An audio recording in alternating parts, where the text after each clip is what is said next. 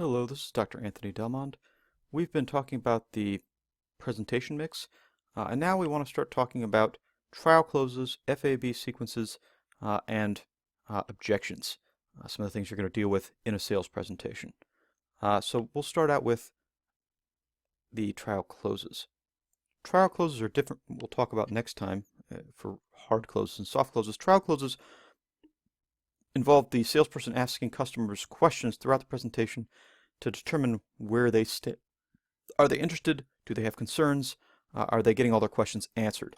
They could be something simple, like, doesn't that sound good to you at the end of a sentence? Or what do you think about this feature? Or how are you feeling about this right now? We ask these questions not to ask if somebody's going to purchase the product now, but really to kind of just gauge them and see where they are. Again, it's different from a close because you're not asking the buyer for a decision. You're just asking them how they feel right now so that you can find any objections and satisfy the customer before moving on to the next step.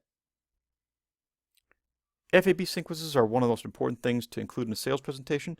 An FAB sequence outlines the features, advantages, and benefits of a product for a particular buyer. Features are product attributes. We talked about those previously in a lecture, so I'm not going to spend a lot of time on those again now. We talked about advantages and benefits as well, but I will address those in a little more detail here. Advantages compare options for customers. What makes this product better than a competitor's products? What is the improvement over not having the product at all? This talks about why those features are useful. And the benefits talk about how those advantages and features make a significant change for the customer. Some of the big ones that you can always point to are lowering costs, saving money, and wasting less time, providing the customer with some benefit specifically for them. So what you want to do is you want to take a feature of the product and the advantages that that feature provides and tie those to benefits. That's called benefit selling, where you're selling the product based on the benefit.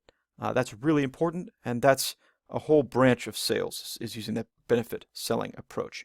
It's the term used to given to using this FAB sequence. Sales sequences are similar. I don't love the acronym, but a lot of textbooks will use sell sequences. And if you go out into the sales world, somebody might ask you for this, so it's a worthwhile thing for you to know. It's the same thing essentially as an FAB sequence, but it has a trial close at the end to make sure that you're properly selling the benefits.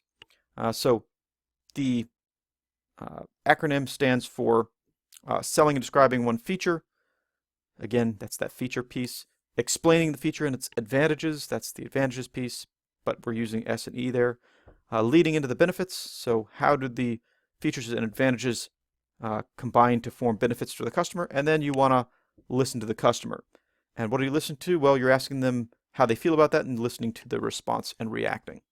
So really, really, really important to use those sales sequences.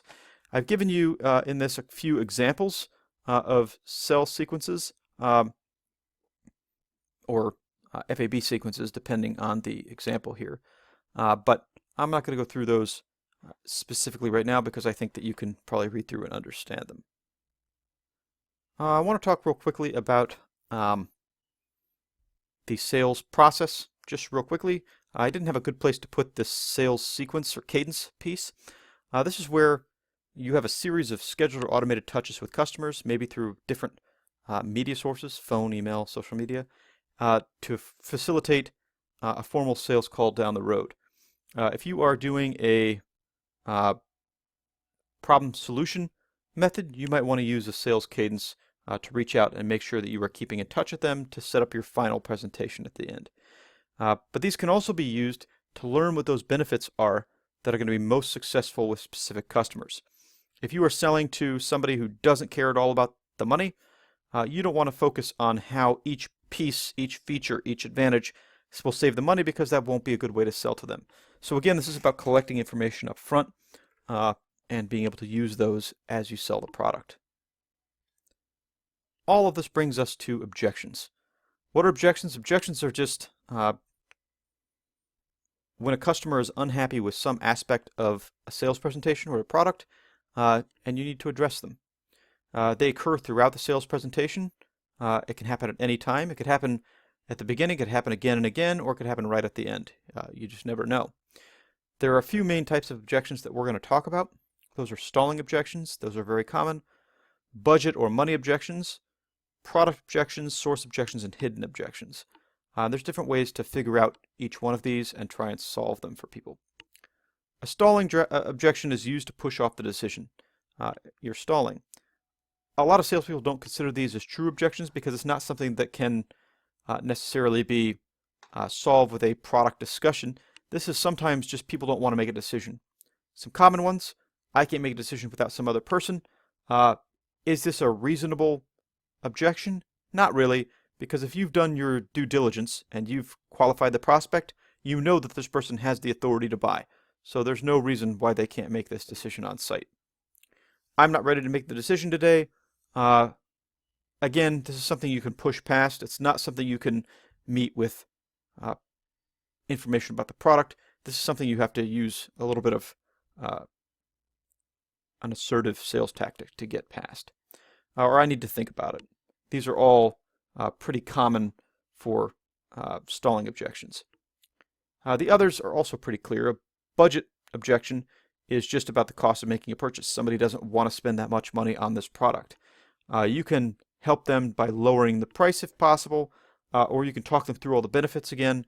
Some people just won't make a purchase because they object to the amount of money they'll have to spend, but sometimes you can walk them through by reminding them about all the savings down the road, or all of the time savings, all the benefits they'll have for purchasing this.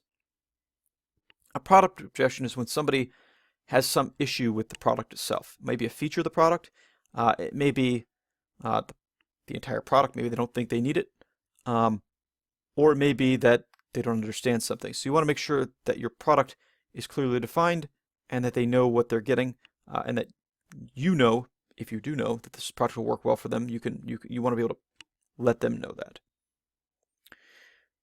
A source objection relates to either a salesperson, the company, or something about the marketing or supply chain of a product. Sometimes people are upset because a product is made with maybe an input that comes from a country that they don't have a good relationship with. Could be anything. Sometimes people are objecting because they like their current salesperson at another company and they just don't feel as comfortable buying from someone else or leaving that old company behind. So a source objection can sometimes be avoided. Sometimes you can get around these, and sometimes you can't.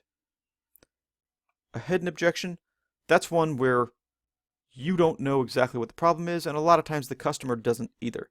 There's something that's not sticking right, and you can use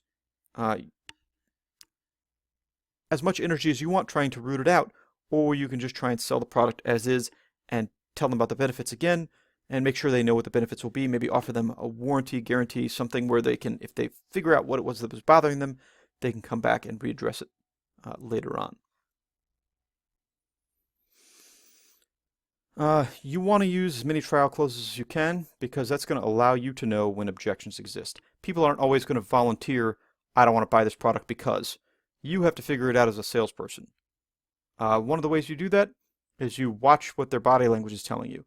But if you ask them questions, you can figure it out pretty easily as well.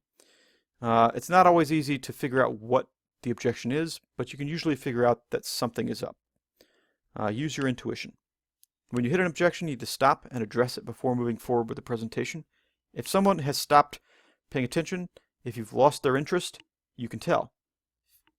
Before you move on, go back and try and answer the questions and concerns they have so that you can regain their attention and interest before moving on. The objective of a salesperson is to address specific objections, relying on the benefits to move the buyers past these roadblocks. And if you successfully address their objections and reduce their concerns, you're going to be able to get them to buy the product a lot of the time. So this is really, really important that you pay attention to what your buyer is telling you. All right. Final notes. Salespeople don't develop a presentation the night before a sale. This takes time and energy. You need to address the method that you want to use. You need to address how you want to approach it. You need to address what the customer is going to want in terms of features and benefits. There's a lot that goes into this. You have to spend a lot of time and energy preparing for a sales presentation. You need to be really careful tailoring.